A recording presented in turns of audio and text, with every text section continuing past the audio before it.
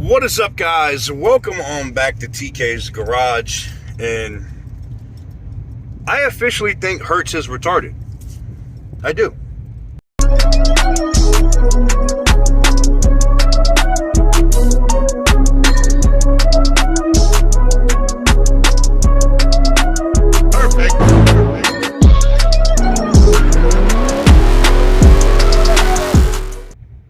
That is right, guys. Welcome on back to TK's Garage. And in today's video, I get back out here to Las Vegas, and I go back to Nellis Air Force Base, and I check my mail.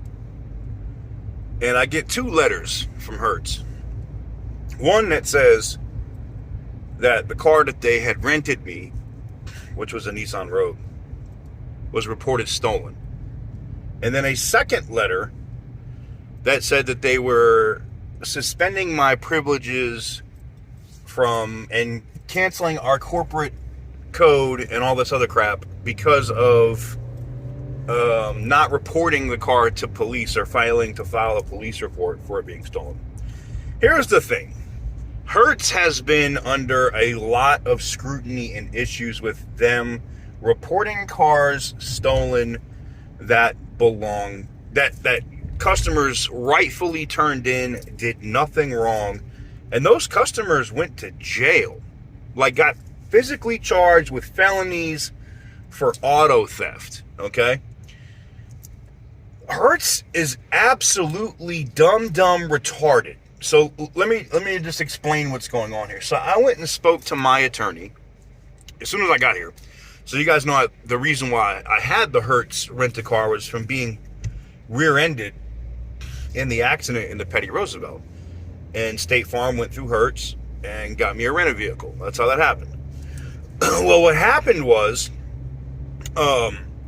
Hertz, before they rented me this vehicle, 2 days before they rented me the vehicle, they rented me, actually reported the vehicle stolen because I guess the previous renter didn't turn it in time, or whatever the situation was. Okay, I don't care.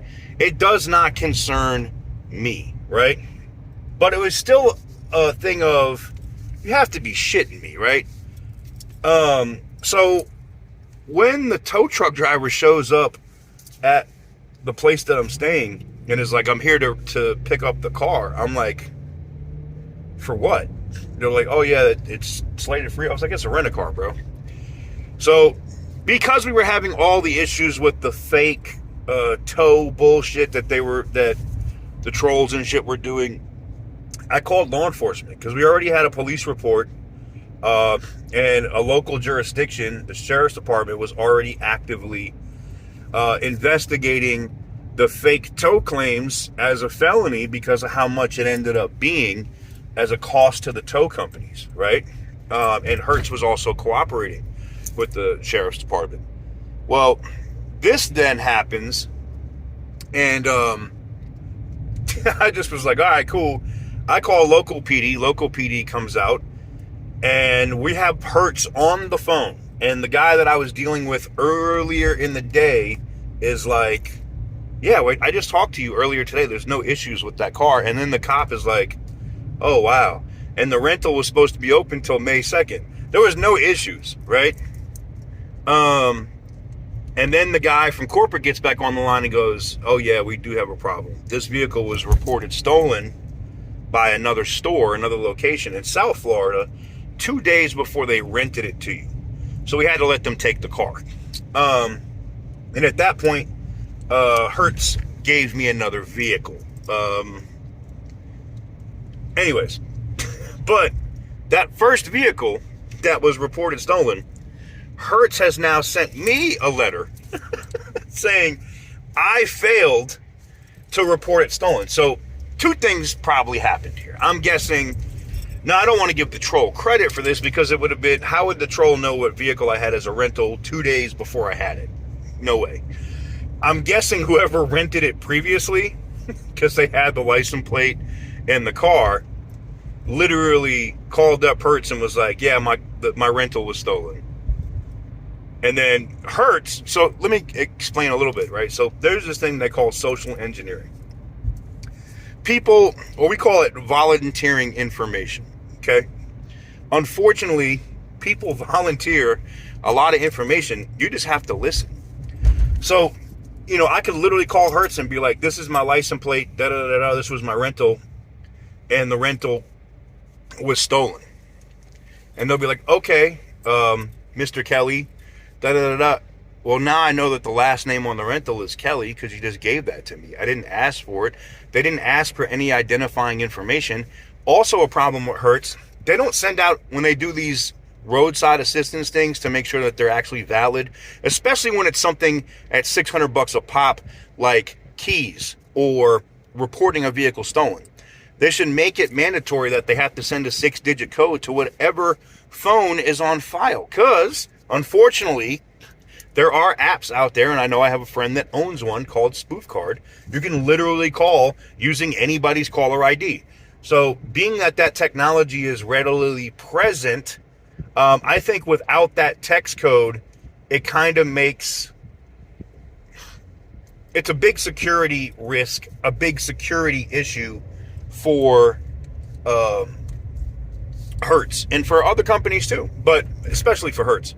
But anyways, so this happened, so I immediately go to my attorney about it because my attorney could not believe what happened. I literally had to deal with, when the car was reported stolen, before the cops were cool, I literally had to deal with cops pointing guns at me because they thought I stole this fucking car. All right. Oh, anywho's, dealing with that and getting that resolved. Now I went to the attorney. I give the attorney both of these letters, and my attorney goes, you know what? Just by them sending this to you, like, you might be able to get in on the class action suit against Hertz for them. Now they're saying I didn't report the car stolen in time or whatever it was. I never reported the vehicle stolen. This is just proof. If anything, my attorney is going to use these letters as evidence and proof for the other people that have been screwed by Hertz over time. And I hope that they do, because how can you be a global, massive rent-a-car company with these kind of exploits and issues in your system? Like, after this happened, I talked to my attorney, and I just started looking at other exploits and other issues where Hertz is losing millions and millions of dollars every year. That is an issue for the shareholders, one. And, I mean, the company should want to make sure that they run a tight ship. They should make sure that they don't have these issues present. They're going to have to, even if they come out of bankruptcy, they're going to end up paying all these people that went to jail that didn't actually steal their cars. They're going to have so many I just don't see the company being saved on that point unless bankruptcy says, yeah, they fucked up, but they don't have to pay anything because, they're bankrupt. The old Hertz doesn't have to pay for its crimes or transgressions. But we'll see. I thought this was interesting. I'll do a follow-up video. I'm actually going down to see the attorney now. I will pop in with you guys again in the future when I go down to see my lawyer, who's all the way down in Southern Highlands. And I'll pop down there with him, and we'll do a video with the attorney, just basically showing you guys the letters so you guys can see it. And it's not just me saying something. And, or I'll do a community post later today, because I still have a picture, I believe, of the letters on my phone. I'll just do a community post or something and add it so you guys can see it. But I was just shocked. I couldn't believe that Hertz did that. And if they're that mismanaged, or if they're that bad at tracking their own data, god damn, I don't know how the fuck they got to be where they are as far as a company. That shit is ridiculous. Wow. Anyways, let me know what you guys think in the comments below, because that's ridiculous.